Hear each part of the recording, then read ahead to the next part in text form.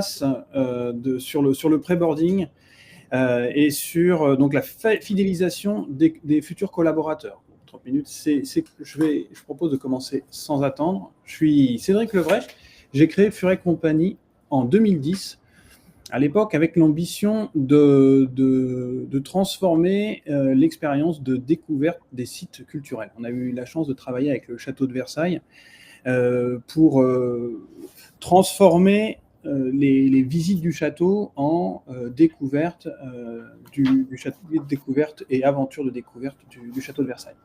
En 2015, on a été contacté par Google qui est intéressé par notre savoir-faire pour transmettre la culture d'entreprise, et on s'est rendu compte qu'en fait, ce besoin qu'on avait sur les sites culturels et touristiques, on le retrouvait aussi dans les entreprises pour partager la culture d'entreprise et pour créer du lien entre l'entreprise et ses futurs salariés et entre les salariés entre eux. Donc on travaille sur ces sujets avec des belles marques comme la Société Générale, Siemens, Groupama, le groupe La Poste, groupe BPCE et Intermarché. Et donc on a la chance aujourd'hui d'avoir Marie de Florian comme témoin sur ce webinaire. Marie, je te laisse te présenter. Oui, bonjour à tous. Donc Marie de Florian, moi je suis directrice du développement des ressources humaines pour Intermarché et Netto, donc les deux enseignes alimentaires du groupement Mousquetaires. Et donc effectivement, j'ai le plaisir d'accompagner Cédric ce matin. Merci Marie. Alors sur le premier point, je vais te demander quel est le constat en fait, quel est le point de départ d'un projet pré-boarding, on-boarding en ce qui concerne. Alors, donc moi, je suis arrivée il y a à peu près 6 ans au sein du groupement Mousquetaires, donc chez Intermarché Netto. Et le point d'étape, il y en a plusieurs, c'est forcément lié au recrutement, mais une intégration en règle générale et donc un pré-boarding, c'est important parce que nous, pourquoi on l'a mis en place? D'une part, il y avait le constat finalement que quand on contacte un candidat, on a une relation assez proche pendant tout le process de recrutement. Et finalement, une fois qu'on a envoyé une promesse d'embauche au candidat, et notamment sur des profils cadres qui ont des préavis en général de 3 mois, très souvent, on perd le lien avec le candidat. Et on a parfois des surprises quand on le contacte 15 jours avant, voire un mois avant pour ceux qui sont dans les clous et qui font les choses bien. Et on se rend compte que finalement, le candidat a eu d'autres aventures entre-temps. Il s'est passé des choses dans les 2 mois et finalement, le candidat ne vient pas. Donc, il y a à la fois cette nécessité finalement de garder le lien avec le candidat. Et puis, on avait une problématique aussi d'une image un peu à l'ancienne, on va dire ça, chez Intermarché et Netto. Et le but aussi, c'était de trouver des éléments dans le process de recrutement et d'intégration un peu différenciants, c'est-à-dire d'aller sur des solutions peut-être plus digitales et surtout différenciantes par rapport à ce qu'on peut trouver sur le marché et de travailler sur le sujet. Donc, c'est pour ça qu'on s'est inscrit dans une démarche de pré-boarding qui ne soit pas qu'administrative, parce que souvent, quand on cherche quand on commence à chercher des applications ou voire des SIRH sur le sujet, on est vraiment sur du pré-boarding administratif et ce n'était pas forcément ce qu'on souhaitait. Merci Marie. Alors nous, de notre côté, je rebondis sur ce que tu dis. Ton témoignage, il est très représentatif de ce qu'on a chez nos clients. Pour résumer, en fait, le constat, c'est qu'un recrutement, ça coûte cher. Alors derrière, si c'est pour que la personne parte soit avant, soit lors de sa période d'essai, c'est de l'argent perdu. C'est pour ça qu'on a cette magnifique image ici du tonneau des Danaïdes, parce que c'est un peu le sentiment qu'on peut avoir parfois. Pour bien illustrer ce que tu viens de raconter et bien comprendre l'enjeu, j'aime bien faire le parallèle avec une relation amoureuse.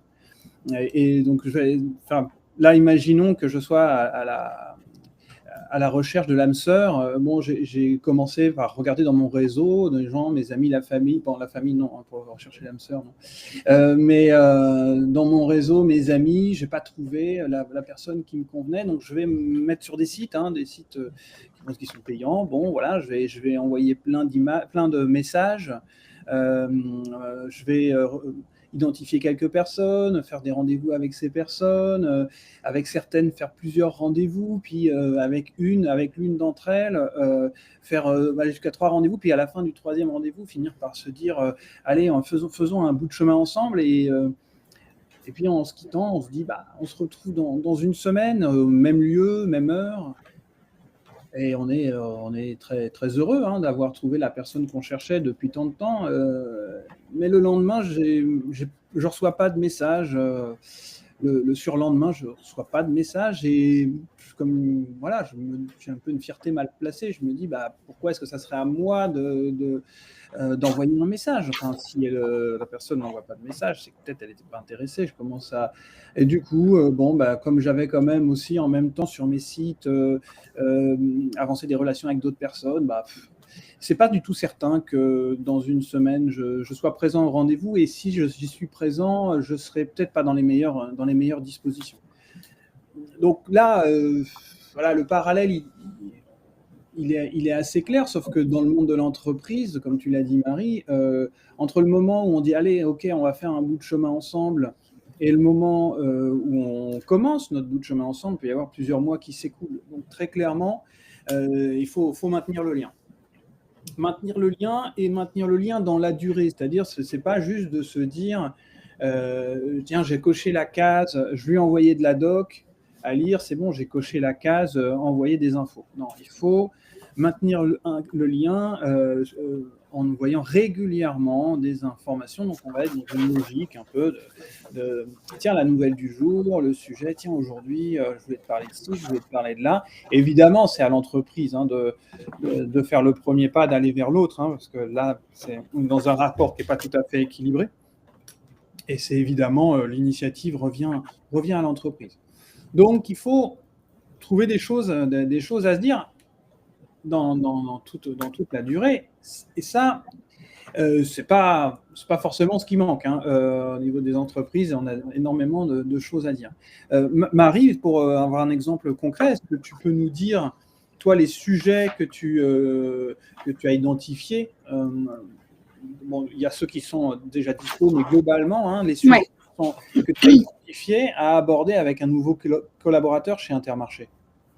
En fait, l'idée aussi de travailler sur de la digitalisation et de la gamification du pré-boarding ou de l'intégration, c'était aussi pour éviter l'arrivée, justement, là, ton visuel, il est bon, l'arrivée dans l'entreprise avec les 3, 4 livrets d'accueil différents que personne ne lit, éventuellement c'est sur l'intranet. Enfin voilà, c'était aussi pour éviter ça. Donc nous, le collaborateur, quand il arrive, il n'a plus de livret d'accueil, il a plus rien en fait, parce que tout s'est passé avant.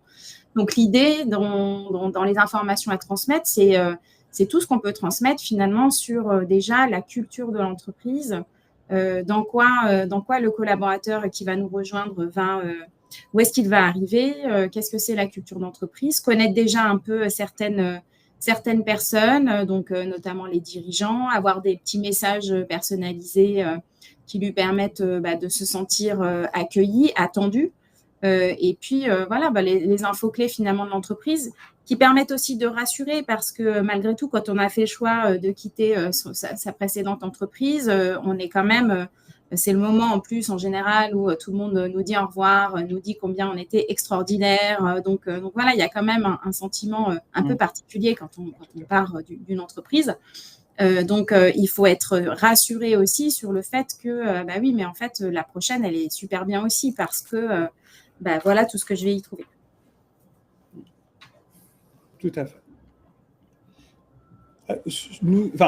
Moi, si du coup, je reprends un peu la vision globale et que j'essaye de structurer ce qu'on voit chez nos différents clients, il y a différentes phases d'un accueil. La première, c'est le pré-boarding, celle sur laquelle on parle plus précisément aujourd'hui, mais je vais parcourir tout le pré-boarding et le onboarding. Donc sur le pré-boarding, donc tout ce qui se passe avant le jour J, on va avoir trois sujets. Le premier, c'est la culture d'entreprise. Donc, on va transmettre tout ce qui est culture d'entreprise. Ça veut dire les valeurs, les engagements, les ambitions, les chiffres clés, le positionnement géographique, les implantations, les métiers, la RSE, etc. Et éventuellement la direction. Donc, sont tous ces sujets de culture d'entreprise. On va avoir aussi tout ce qui est immersion, c'est-à-dire donner la possibilité à la personne de se projeter dans son futur poste. Donc, on retrouve évidemment des visites virtuelles de locaux, des lieux de vie, éventuellement être immergé parmi ses collègues ou les découvrir en réalité augmentée. On va avoir aussi tout ce qui est pour les entreprises industrielles, découverte des sites de production. Ça, c'est intéressant. Moi, dans un précédent travail, j'étais chez Areva, je travaillais sur des transformateurs électriques. J'ai vu mon premier transformateur 5 ans après ma prise de poste. Le résultat, j'étais dans mes bureaux et je n'en avais jamais vu. Donc là, pouvoir dès le départ s'immerger dans des sites industriels, dans des réalisations aussi, donc suivant les réalisations de l'entreprise, donc voir un peu de l'intérieur, en immersion, les réalisations de l'entreprise, ça, c'est des choses qui sont importantes à valoriser avant le jour J. Ça crée du lien.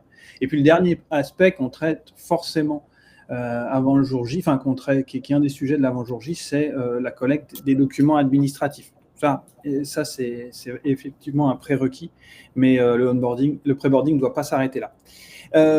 Ensuite, on a la première semaine. Donc, on arrive, là, on va être sur des sujets de découverte. On est sur de l'immédiat, on est sur de hyper concret parce que c'est intense. C'est vraiment intense pour le nouveau collaborateur. Donc, on va vouloir découvrir les locaux, les collègues, les outils, les lieux. On peut aussi aborder tout ce qui est jargon interne, vie au bureau. Comment est-ce que ça se passe concrètement? Il y a les choses qui sont écrites, il y a ce qui n'est pas écrit, il y a les pratiques sur les lieux. Donc ça va être des besoins qui sont à aborder. Alors, ça peut être abordé par les managers, par les N+1, par les parrains, etc. C'est des sujets à traiter. Je ne dis pas que c'est à traiter par une application. Donc, c'est juste bien traiter ces sujets. Et ensuite, on va laisser un peu la personne rentrer dans son bain, et une fois qu'elle est à température dans le bain, on va pouvoir aller sur d'autres sujets qui sont principalement des sujets de sensibilisation. Avec sensibilisation à sécurité, diversité, savoir-être, les bons comportements, etc. De la prise de température, c'est-à-dire aller demander, poser des questions aux collaborateurs, ce qu'ils en pensent, tous ces sujets. Et puis du partage d'expérience, les success stories, tout ce qui peut participer de continuer à faire briller l'image de marque auprès du collaborateur. Donc des sujets, il y en a beaucoup. Et ce qui compte, c'est de savoir les dire, savoir les traiter, d'avoir une approche qui ne soit pas répétitive, mais à chaque fois adaptée au sujet que l'on traite, qui servent à la fois l'image d'entreprise et le propos qu'on souhaite qu'il mémorise. Et donc, on va voir différents exemples à adapter toujours au sujet. Donc, pour cet ensemble de sujets, la première chose déjà, c'est de ne pas passer à côté des choses simples. Quand je dis à côté des choses simples, c'est des choses qui sont à traiter par l'humain. Il y a des bonnes idées. Alors évidemment, d'avoir un appel du N+1 en pré-boarding, c'est important. Éventuellement, d'un parrain, du RH, ça, c'est des choses qui sont très importantes.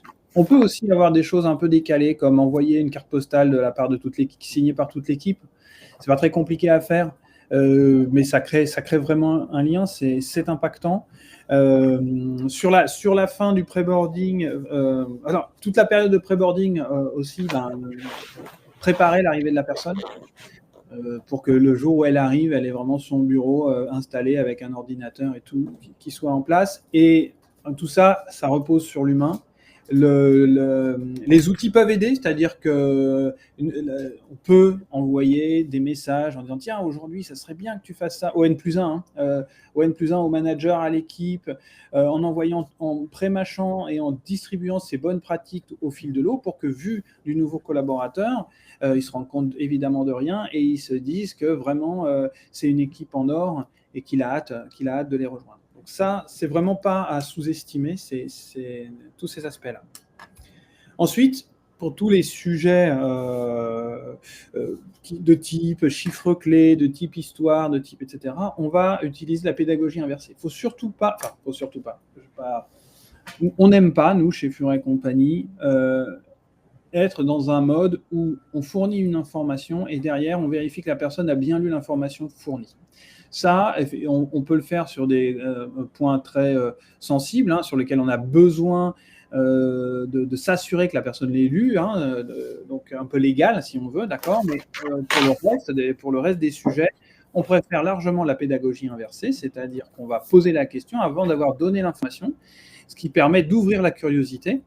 La personne va se dire, on ne va pas, elle va tout de suite comprendre qu'on ne la juge pas puisqu'on ne lui a pas donné l'information. Sur quelques exemples pratiques, par exemple, là on a l'histoire de la SOGÉ qui est traitée, qui est introduite par un petit défi ludique qui met en scène les différentes campagnes de publicité de la Société Générale qu'on doit remettre aux différentes dates. L'air de rien, c'est amusant parce qu'on voit des vieilles publicités qui peuvent éventuellement nous dire quelque chose. Bon, la publicité de 1917, pas forcément, mais en même temps, ça nous permet d'ancrer le fait que la Société Générale, elle existe depuis 1917. Donc, et derrière, une fois qu'on a terminé ce défi, on va pouvoir creuser le sujet de l'histoire de la Société Générale et fournir plus d'informations. Et comme je sais du coup que j'ai bien compris que ça remontait à 1917, je vais un peu essayer de comprendre ce qui s'est passé depuis. Donc, on ouvre la curiosité. Les chiffres clés, là, par exemple, pour la caisse d'épargne, chiffres clés, pareil, est-ce que vous pensez qu'on est plutôt 2500 ou 4000 ? C'est une question posée sans jugement. C'est voilà, à votre avis, à vue de pif, on est plutôt 2500, plutôt 4000, combien d'agences, 200, 350, etc. Et derrière, pareil, on va fournir de l'information pour pouvoir creuser et aller plus loin. Et un exemple puisé sur Intermarché, parce que qui est un sujet très classique aussi, c'est le jargon interne. C'est de pouvoir rentrer dans ce jargon. Donc, on commence par avoir une phrase à décrypter, essayer de comprendre une phrase qui est pleine de jargon, qu'on va décrypter, et derrière, ces prétextes à nous fournir un faire sur ce jargon interne. Voilà quelques exemples concrets, mais pour bien comprendre cette logique de pédagogie inversée, qui est hyper intéressante pour faciliter l'ancrage et la curiosité. Deuxième aspect qui est intéressant aussi, c'est l'immersion. C'est-à-dire donner la possibilité à la personne de se plonger dans son futur environnement. Alors là, on peut utiliser la réalité virtuelle, hein. Donc là, on est sur une visite virtuelle, par exemple, chez Groupama, on va découvrir les lieux de vie, on peut découvrir les terrasses, on peut découvrir le cadre si c'est une entreprise qui est en ville. On peut, voilà, des choses qui nous donnent envie de nous rendre sur place. On peut être immergé parmi ses collègues, hein. Donc là, on est sur une réalité virtuelle et on a la présentation des collègues. Je parlais des sites industriels. Là, on est chez Caterpillar, enfin chez Bergera Monnoyer qui entretient les Caterpillar. Donc, on peut être immergé dans des sites industriels. Et là, on en profite pour faire de la prévention au risque. Vous voyez, donc là, on a des facteurs de risque. Toutes les règles ne sont pas respectées. Et donc, on va pouvoir sensibiliser en même temps, tout en étant dans cette logique d'immersion. Ça, je vous ai montré 3 exemples en réalité virtuelle. Hein, donc, on s'imagine, on est plongé dedans. Et puis, il y a aussi le fait de faire venir l'entreprise chez vous. Et pour ça, on utilise de la réalité augmentée. Et on peut très bien... Bonjour et bienvenue chez Furet et compagnie. Alors, je sais que tu as été super bien accueilli par l'équipe. Et donc, maintenant, je compte sur toi pour faire des trucs plus fous que ça. Il m'a coupé la parole, mais on peut très bien avoir le directeur général, un ou une DRH, peu importe, qui font irruption chez nous, des collègues, pour délivrer des petits messages comme ça, sous un format différent. L'idée, c'est que sur chaque expérience, c'est que votre futur collaborateur se dise « Ah bah tiens, c'est quoi l'expérience Welcome App d'aujourd'hui ?» Donc, d'avoir des petites choses qui soient différenciantes. Autre approche possible, c'est le storytelling interactif, c'est-à-dire un storytelling dont vous êtes le héros. Je vais faire des choix, et par les choix que je fais, le récit se construit au fur et à mesure de mes choix. C'est très intéressant pour aborder des sujets comme le savoir-être, les valeurs, tout ce que diversité, mixité, et les comportements, les bonnes pratiques, etc. Là, soit on peut être sous format un peu SMS, message, tiens, j'ai un collègue qui m'envoie un message, comment est-ce que tu réagis par rapport à ça? Et du coup, on peut avoir un dialogue qui se construit, ou bien des questions qui nous sont posées, des formats un petit peu vivants, personnifiés, pour qu'on se projette dans ce scénario. Et derrière, on peut du coup fournir des informations complémentaires, et toujours cette logique de dire bah voilà, ça c'est important pour nous de faire comme ci, de faire comme ça, de se comporter de telle façon, parce que sinon voilà les conséquences. Mais au moins on m'a plongé dans le sujet. Donc toujours cette logique d'immersion sous une autre forme. Donc évidemment, la problématique aussi très importante ici, c'est de créer des contacts. Donc, on a parlé avant, normalement, on a déjà eu contact avec son N+1, avec son RH. Potentiellement, c'est possible, certaines entreprises le font, d'inviter les futurs collaborateurs sur des événements d'entreprise, des after-work ou autres, pour que, même avant d'être parmi vous, ils puissent commencer un peu à être présentés à l'équipe et à rencontrer les personnes. Tout ce qu'on peut faire avant, c'est intéressant, ça crée le lien, ça renforce le lien. Ensuite, évidemment, le jour J, c'est un jour majeur pour créer des contacts, c'est un jour clé. On recommande le petit-déj avec les N+1. Ça, c'est des points évidents. Il y a, quand on est dans les lieux, la possibilité d'organiser des cafés aléatoires, c'est-à-dire qu'on va tirer au sort aléatoirement des personnes portées volontaires dans l'entreprise, y compris dans d'autres services, peu importe, pour aller prendre un café avec des nouveaux entrants. Et donc là, on fait un petit moment d'échange informel, alors autour d'un café ou d'autres choses, peu importe, mais un petit moment court, informel, où on va rencontrer physiquement des personnes. Et puis, un moment très important pour créer des contacts, au-delà du cercle proche de son équipe, c'est le Welcome Day, la journée d'accueil où on regroupe les nouveaux entrants tous les 3 mois, tous les 6 mois. Et là, on peut avoir des choses un peu scénarisées. Donc là, c'est pour ça que vous avez un visuel façon huis clos, façon Agatha Christie, un peu Cluedo, etc. On peut avoir des scénarios pour briser la glace, pour forcer les gens un peu à aller les uns vers les autres, qui soient gamifiés dans un univers qui est le vôtre, avec des personnes qui représentent par exemple les différents métiers présents dans l'entreprise, ou bien des membres du comité de direction. Donc il y a des choses comme ça qui peuvent être créées, qui sont assez fortes pour créer du lien au-delà des équipes lors de la journée d'intégration. Voilà, alors là, pour la partie créer des contacts. Ensuite, la gamification, c'est important. Alors, vous l'avez vu un peu à toutes les étapes. À chaque fois, vous sentez un peu ce côté, faut que ce soit fun.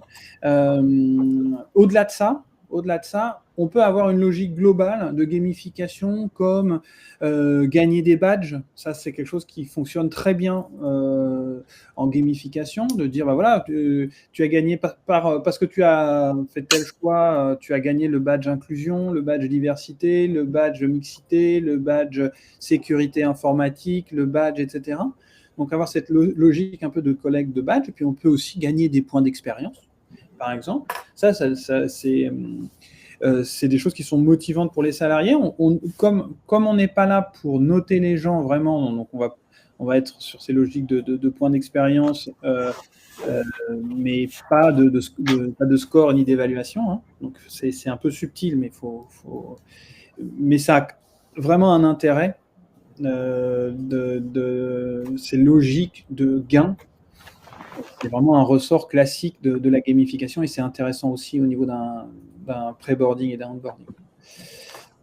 Et puis évidemment, le dernier point, c'est de donner la parole, c'est de voir un peu ce que les gens ont pensé de leur parcours d'intégration ou toute autre question, hein, tout au long. Tout ce que je vous ai présenté, c'est pas chronologique du tout, hein, donc ça peut être les questions, elles peuvent être posées à n'importe quel moment dans ce pré-boarding et ce onboarding. Et ça permet donc du coup de se poser la question, est-ce que ça marche? Alors Marie, j'ai un peu monopolisé la parole. Je prends la parole justement sur ces retours d'expérience. Quels sont les retours terrain que tu as? Oui, en fait, le fait de passer par l'appli permet aussi pas mal de mécanismes finalement. Cédric en a parlé au fur et à mesure du parcours. On peut aussi utiliser l'application pour interroger ou pousser des éléments de rappel côté manager ou côté collaborateur. Donc, typiquement, de penser à préparer, je rebondis sur ce que tu as dit tout à l'heure, Cédric, penser à préparer la première semaine, les rendez-vous clés, le déjeuner. Enfin voilà, évidemment, ça n'enlève rien de toute la préparation classique physique qui est celle qui change la donne auprès du collaborateur. C'est un appui pour ça.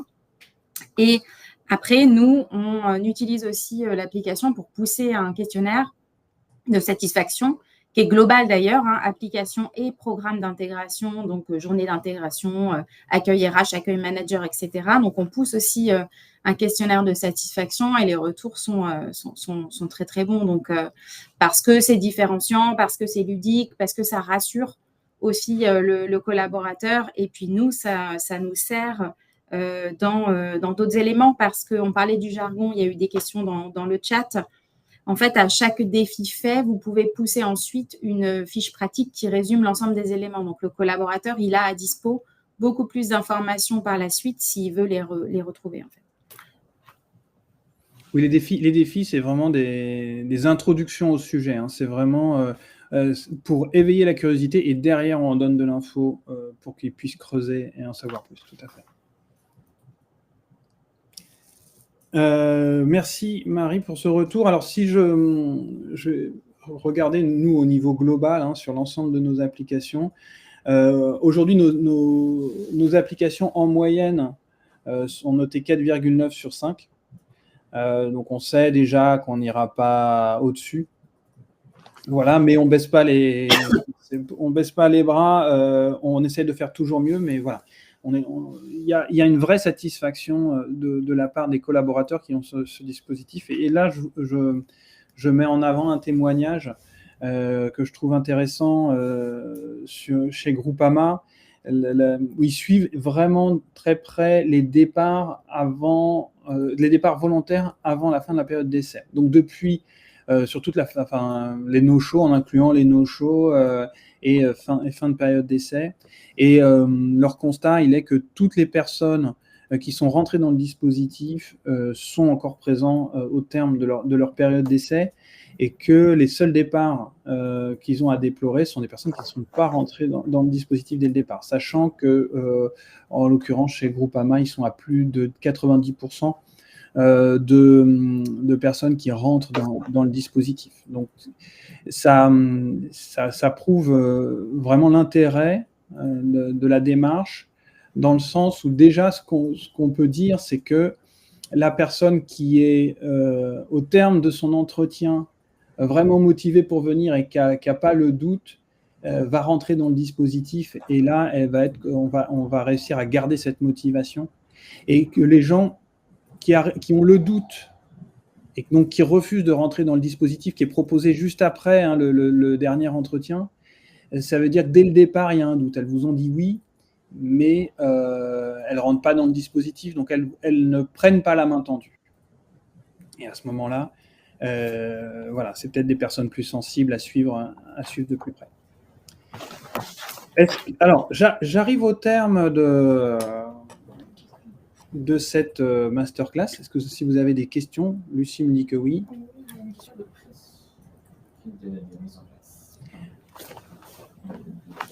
Le prix de la mise en place. Alors, le produit, déjà, qu'est-ce qu'il y a dedans? Nous, quand on mettre en place une Welcome App, c'est qu'on va créer ensemble le parcours d'intégration, y compris toutes les gamifications, les réalités virtuelles, les cartographies. Il y a plein de choses. Il y a de la cartographie, il y a les messages du directeur général ou de la directrice générale ou toute autre personne, hein, en hologramme, comme vous avez pu le voir. Il y a tout ça. Donc, cette mise en place, on l'a fait autour de 3 ateliers sur distant d'1 mois chacun. Hein, et c'est votre application en marque blanche. Hein, donc, il y a l'application Intermarché, Welcome Intermarché Netto, qui est votre application en marque blanche. Elle porte votre marque. Et toute cette partie-là, cette création de votre app, de votre parcours, de la gamification de vos sujets, prise de photos, réalité virtuelle, etc., c'est 9 000 €.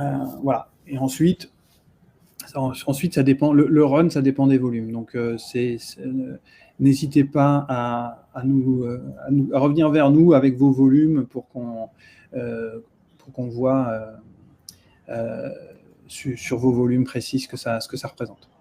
Marion demande, pour Intermarché, il n'y a pas eu de livret d'accueil en amont. Pourriez-vous donner plus d'exemples? Oui. En fait, l'ensemble des informations qu'on avait avant dans le livret d'accueil se retrouvent sur l'appli. Donc, par exemple, on montre l'organigramme du comité de direction, on montre le parc, en fait, puisque nous, on est basé dans l'Essonne, donc on a un grand parc avec des bâtiments. Donc, on a une infographie qui présente le parc et les différents bâtiments, les avantages que les collaborateurs peuvent avoir, donc la conciergerie, la salle de sport, enfin voilà. On en profite pour détailler ces éléments-là. On donne les éléments d'accès. On donne aussi donc le jargon interne. Qu'est-ce qu'on peut donner d'autre? On présente le DRH et la DRH et le DG. Enfin voilà, toutes les informations finalement qu'on peut trouver dans un livret d'accueil classique. Le collaborateur les découvre au fur et à mesure de son préavis avant de nous rejoindre. Et ensuite, le jour J, il y a aussi quelques défis, parce que finalement, on se rend compte que quand ils arrivent, ils sont déjà ils préfèrent finalement aller à la source directement que d'être sur une appli. Mais voilà, donc il n'y a pas besoin ensuite de retrouver un livret d'accueil, surtout que l'ensemble des informations, ils peuvent le retrouver sur l'appli par la suite. Je précise aussi que l'appli, le parcours est personnalisé, donc la personne elle télécharge son propre parcours à elle. En particulier, elle y retrouve les coordonnées de son RH, de son N+1, éventuellement de son parrain s'il est là, avec la possibilité de l'appeler directement depuis l'application. C'est un parcours personnalisé puisque les sujets, en fait, on calcule automatiquement un calendrier pour traiter les différents sujets suivant la période de préavis de la personne. Si elle vous rejoint en 3 mois ou si elle vous rejoint dans une semaine, nous, on va adapter les sujets pour calculer un calendrier et envoyer ces notifications, pousser les sujets dans la durée. Et effectivement, toutes les informations qui sont poussées sont disponibles à tout moment dans la sacoche de l'application et il n'y a aucun besoin de connexion réseau pour ça. Donc, c'est vraiment une info qui est toujours disponible. Et sur la question de Michel que je vois apparaître dans le chat, donc sur la réponse au questionnaire, en fait, l'application déclenche le mail, mais ça passe quand même par mail. Du coup, il n'y a pas forcément plus de réponses que sur un questionnaire classique. Hein. C'est toujours un challenge d'obtenir des réponses au questionnaire. Après, nous, on appelle, enfin, on incite vraiment à répondre parce qu'on en a besoin pour améliorer les choses. Donc, au fur et à mesure, le taux de satisfaction global du parcours d'intégration s'améliore. Donc, c'est que les réponses nous permettent aussi d'améliorer nos pratiques. Mais non, il n'y a pas forcément un meilleur retour parce que l'appli envoie un mail, en fait. Alors, sur les questionnaires, il y a deux façons de les faire. Hein. Soit c'est effectivement des questionnaires... alors, soit on peut avoir des questionnaires dans l'appli, et qui soient intégrés au parcours. Et on peut avoir des questionnaires hors appli qui sont envoyés par mail. Le questionnaire hors appli envoyé par mail est plus large puisqu'il permet d'avoir tout le monde, y compris, je parlais des 10% qui ne sont pas rentrés dans le dispositif. Ils peuvent quand même recevoir le questionnaire. Donc, quand on pose des questions en particulier sur l'intégration au global et y compris l'intégration hors appli, c'est pertinent d'envoyer ce questionnaire par mail. Et on peut aussi également avoir des questionnaires dans l'appli. Pour améliorer le taux de réponse, on peut réfléchir aussi à des techniques un peu de gamification avec. Aujourd'hui, on l'a pas mis en place chez Intermarché. Ça, c'est des choses. Parce qu'en fait, il y a toujours une réticence un peu à gagner des points d'expérience parce qu'on a le sentiment que les gens risquent de penser qu'on les note. Donc voilà, donc très subtilement, avec des logiques un peu de gamification, on peut gagner des points si on répond au questionnaire. Ça, c'est des choses qui peuvent être étudiées pour améliorer le taux de réponse. Ok, je pense qu'il faut qu'on rende l'antenne, Cédric. Dernière question de Cécile qui demande si l'appli peut être mise en lien avec un ATS et SIRH. Oui, l'appli peut être mise en lien avec un ATS et SIRH, tout à fait. Elle peut, c'est pas obligatoire dans le sens si vous voulez que ce soit complètement déconnecté, ça l'est. Ça peut être alimenté par un ATS, tout à fait.